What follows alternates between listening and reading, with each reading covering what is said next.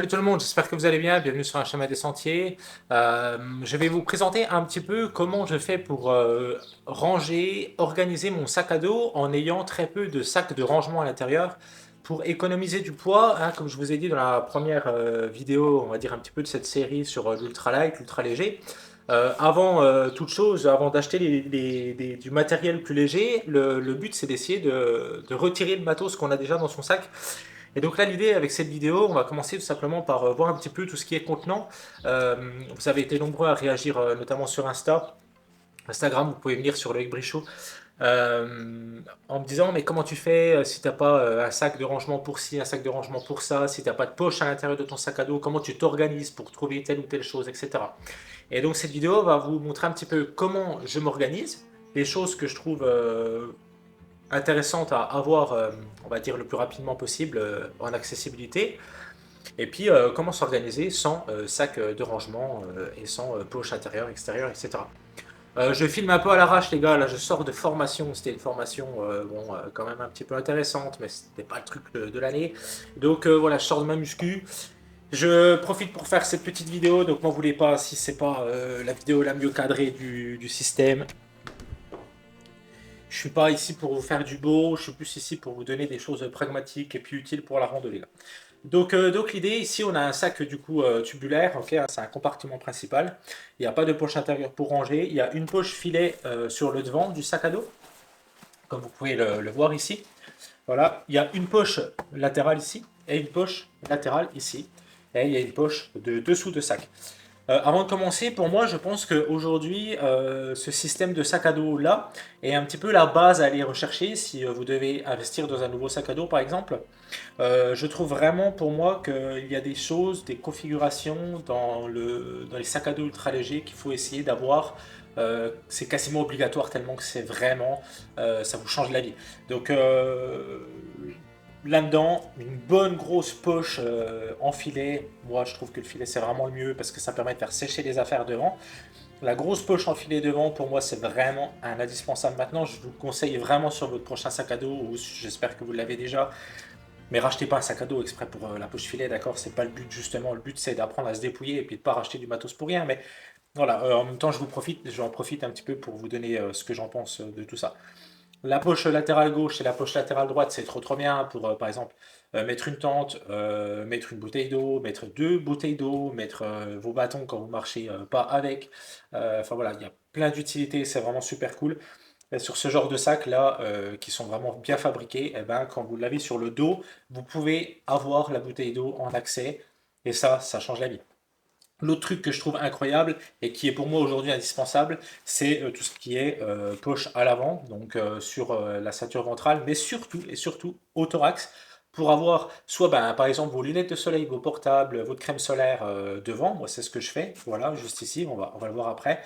Et puis sur le côté à gauche, votre filtre à eau, comme ça ben, constamment vous avez à disposition votre filtre à eau. Voilà un petit peu comment ce sac est organisé, comment il fonctionne, ok? Donc on va voir un petit peu sur le filet ici. Le premier truc que je mets sur la poche filet, à l'intérieur en accès, puis en même temps bah, vous allez voir qu'est-ce qu'il y a dans mon sac pour ceux qui avaient raté la guerliste 3,2 kg. Actuellement dans cette configuration il fait 3,1 kg le poids de base. Dans la poche filet, j'estime qu'il faut que je mette des trucs qui soient vraiment un indispensable. Si par exemple il y a du vent, s'il y a de la pluie, s'il y a des intempéries, il faut que ça soit réactif. Voilà, une rabasse ça peut vite arriver. Dès qu'il y a deux trois gouttes, j'ai pas envie de rouvrir mon sac. Donc le premier truc que je vais avoir, c'est tout ce qui est pluie. Donc je vais avoir un pantalon de pluie. C'est un Versalilles de chez Montbell. Voilà. Je ne vais pas vous donner les références. Je vous invite vraiment à aller voir les vidéos si vous voulez plus de détails là-dessus. C'est pas le but de cette vidéo. Voilà. L'autre truc que je vais avoir forcément qui va avec le pantalon de pluie, c'est la veste de pluie. Voilà, que j'ai juste ici. Je vais vous donner ensuite l'idée, mais si par exemple, admettons, vous n'arrivez pas à vous dispenser d'un couvre-sac, vous savez les couvre-sacs qu'on met par-dessus, si vous n'arrivez pas à vous dispenser de ce genre de choses, eh ben, mettez-la aussi dans la poche filet. En vrai, tout ce qui a pluie et vent, mettez-la dedans. Si vous avez des coupes-vent, moi j'ai un pantalon de coupe-vent, on le verra plus tard. Le matin, ça peut être cool aussi de ranger ça là-dedans. Voilà. Qu'est-ce qu'il y a là-dedans? Eh ben, vous allez être peut-être surpris, mais il y a ma tante. Voilà, il y a la tente, il y a la Lunar Solo. Pourquoi elle est là-dedans? Tout simplement parce que quand elle est mouillée le matin, ça me permet, bon déjà ça me permet de ne pas porter un sac supplémentaire de rangement pour la tente, donc j'économise on va dire à peu près 30 grammes. J'économise un objet, il y a un objet en moins à se soucier, à risquer d'oublier sur le terrain, mais aussi un objet en moins à acheter. Euh, et donc, dans cette poche filet, et c'est pour ça que j'aime beaucoup le filet, ma tente va pouvoir rester aérée toute la journée et sécher le matin à cause de la condensation ou une nuit de pluie. Cependant, je vous donne le petit truc, n'hésitez pas à mettre quelque chose devant votre tente parce qu'avec les UV, vous pouvez abîmer votre tissu de manière prématurée. Faut pas non plus psychoter les gars, c'est quand même du matos qui est fait pour. Mais voilà, moi ce que je fais, c'est que je viens mettre ma veste de pluie Frogtop devant ou mon couvre-sac si vous en avez un, ou voilà. Des choses qui coûtent moins cher qu'une tente, vous mettez devant et puis voilà. Mais je fais ça et elle a 10 000 km et elle est 100% étanche, il n'y a pas de problème, d'accord? Mais voilà, je vous le donne quand même. Devant, ici, en toujours accessible, j'aime bien avoir mes sardines. Dans un sac. Pourquoi dans un sac? Parce que j'ai toujours peur que suffit que le filet soit troué, que je perde une sardine. Maintenant, il y a des sacs à dos ultralight, je pense à Palante, à certaines marques comme ça, vraiment spécifiques, peut-être encore plus spécifiques que ce genre de sac, qui ont carrément des poches exprès intégrées au sac à dos pour les sardines. Ça vous fait gagner encore du poids et ça vous fait gagner un objet en moins dans le sac et de la facilité de logistique. C'est trop trop bien. Je ne l'ai pas sur ce sac, mais j'aimerais bien acquérir ce gadget pour plus tard. Voilà. Bon, bah, je vais pas l'ouvrir. À l'intérieur, il y a les sardines. Avec les sardines dans le filet, il y a un truc qui est vraiment bien, c'est que, bon, pareil, c'est un élément qui va être mouillé, donc qui va pouvoir à vous amener de l'humidité si vous les rangez dans le sac. Et l'autre truc aussi à prendre en compte, c'est que vous pouvez percer des affaires qui pourraient être voilà, fragiles dans votre sac à dos. Donc voilà, vous les mettez comme ça, moi je les mets à l'horizontale dans le fond, comme ça il n'y a aucun risque. Et puis, autre astuce, pourquoi je mets les sardines ici, c'est surtout en été, quand le sol il est ultra sec et puis que le sol il est bien dur, l'avantage d'avoir les sardines à disposition, bah, c'est que vous n'avez pas besoin d'ouvrir le sac, vous prenez la sardine, vous testez, est-ce que vous arrivez à planter, est-ce qu'il n'y a pas trop de cailloux, est-ce qu'il n'y a pas trop de racines, et puis hop, ça vous permet tout de suite de savoir si l'emplacement il est viable ou pas, parce que des fois ça arrive, on se pose à un endroit, il est parfait, mais en fait le sol c'est impossible, parce que on ne le voit pas, mais en dessous du 5 cm de terre, il y a beaucoup trop de cailloux, beaucoup trop de roches. Et puis voilà, par exemple dans le Jura, des fois vous avez des grosses plaques de calcaire, et puis vous ne les voyez pas forcément, et ben voilà, ça c'est cool. À l'extérieur, ben, je mets mes bouteilles d'eau, voilà. En fonction, j'en ai une ou deux, ou parfois j'en ai pas, j'ai plutôt une poche à eau platypus, mais là pour l'exemple, il y a la bouteille, c'est ce que je vais utiliser pour ma rando. En accessible, ici, la bouteille, ok. De l'autre côté, ici, bah là j'avais rien, parce que bah j'avais rien, quoi. Pas besoin de mettre quelque chose si. Voilà. Ici, généralement, je mets une baguette de pain lors de mes ravitaillements, je mets des trucs comme ça. Derrière, du coup, hein, sur les poches, hein, ce que je vous disais, ici, bah, j'ai mon filtre à eau. Voilà. Le filtre à eau que je mets là. Comme ça me donne à disposition 600 ml de flotte tout le temps. Et pourquoi je mets le filtre à eau devant et puis pas juste une bouteille et le filtre derrière? Bah, comme ça me permet de faire un peu la technique du chameau, boire beaucoup, beaucoup quand j'ai une ressource d'eau, puis me balader régulièrement qu'avec 600 ml d'eau. Je le fais dans presque tous les massifs de France. Pas en juillet-août, mais une grande partie de l'année, je fonctionne comme ça. Ici, je vais avoir tout ce qui est crème solaire, lunettes de soleil, etc. Voilà, à disposition. Parce que bah, ça, c'est des trucs qu'on va. Voilà, la crème solaire, on va la foutre vite fait sur le visage, on va la ranger, on va la remettre régulièrement. Les lunettes de soleil, c'est pareil, on va les enlever, on va les remettre, on va. Voilà, tout ça, c'est des petits trucs. Et un autre truc aussi que je vais mettre dans ces poches-là, ça va être tout ce qui est téléphone portable. Bon, là, mon téléphone est sur la table, mais téléphone portable. Euh, Et il y a un autre truc aussi ultra important, et ça, je vous donne le petit truc, tout ce qui est papier toilette, brosse à dents et savon à disposition. Comme ça, vous enlevez pas le sac et tout au long de la journée, vous mangez, vous vous lavez les dents. Vous avez du savon, par exemple, pour aller aux toilettes, ben, vous avez du savon dans vos poches là. Donc, vous êtes en train de chier littéralement. Vous avez juste ouvrir la petite poche, vous lavez les mains, vous lavez le fiacos. C'est vraiment pratique. Voilà, c'est des petits trucs pratiques en même temps. Et vous avez vu que bah, tout ça, il n'y a pas de sac. Pour les vestes de pluie, il n'y a pas de sac. Pour la brosse à dents, il n'y a pas de truc exprès de sac. Et tout ça se fait gagner du poids aussi. Sur le sac, il y a mon matelas, mousse. Voilà. En dessous, il y a une poche ici aussi que j'aime beaucoup. Ça permet en fait en marchant d'avoir une poubelle. C'est ma poubelle, ça m'évite de prendre un sac en plus pour porter mes déchets. Donc la poche ici en dessous, c'est ma poubelle. Il y a juste à serrer un petit peu en dessous pour pas que les déchets tombent.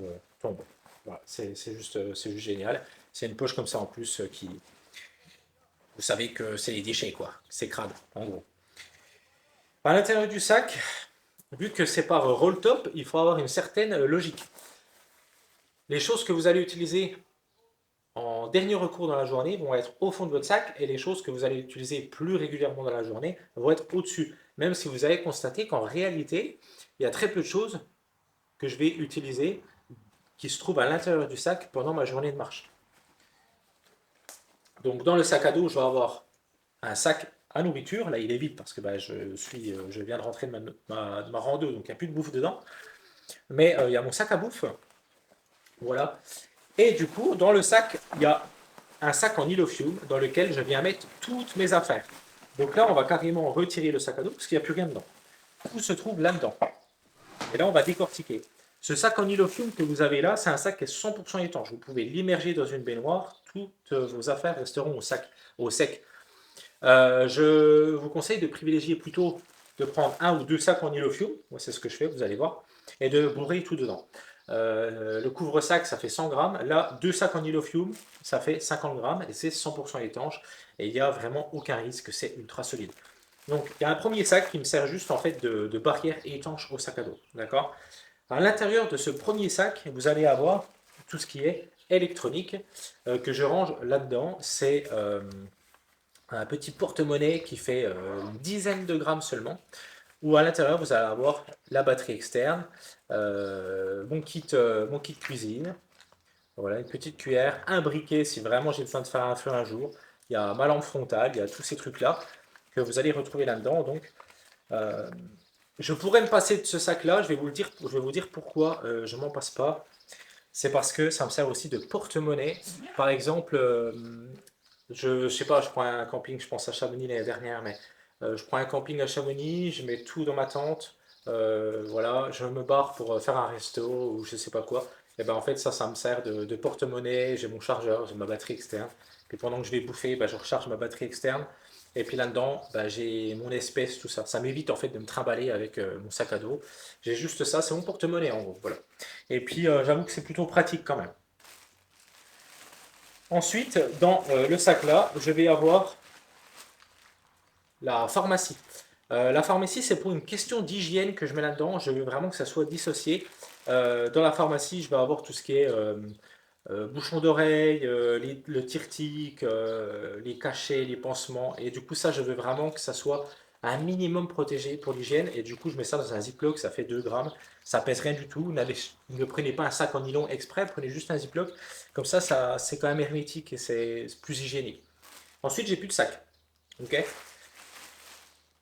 La technique, c'est de tout bourrer. Essayez pas de rouler, de faire des choses comme ça ne sert strictement à rien, ça ne fait pas gagner de place dans votre sac. Donc voilà. Donc à l'intérieur, bah, j'ai ma doudoune. Vous savez, je ne suis pas quelqu'un qui me passe d'une doudoune, même en été. J'ai ma doudoune. J'ai une paire de chaussettes en laine merino. J'ai mon sac de couchage. Hop. J'ai ma polaire.